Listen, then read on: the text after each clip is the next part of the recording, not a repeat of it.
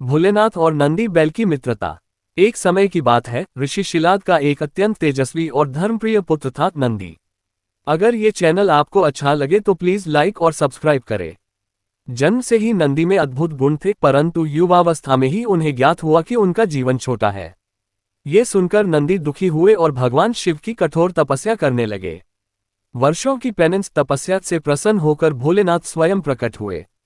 नंदी ने उनके चरणों में गिरकर कहा, हे महादेव, मुझे केवल आपका सान्निध्य चाहिए और आपकी सेवा करते हुए ही जीवन बिताना चाहता हूं। शिवजी ने उनके भक्ति भाव से प्रभावित होकर कहा, नंदी, आज से तुम मेरे गणों के प्रधान हो और सदा मेरे साथ रहोगे। शिवजी ने उन्हें अमृतत्व का आशीर्वाद दिया और अपने वाहन के रूप में स्वीकार किया। उस दिन से नंदी न केवल शिवजी के वाहन बने, बल्कि उनके सबसे निकट मित्र, सेवक और भक्त भी। कैलाश पर्वत पर शिव पार्वती के सामने नंदी सदैव उपस्थित रहते, कभी द्वारपाल बनकर, कभी संदेशवाहक बनकर, तो कभी मित्र की तरह सहज वार्तालाप करते। कथाओं में आता है कि जब भी कोई भक्त शिवजी से मिलने आता, नंदी सबसे पहले उसकी नीयत परखते।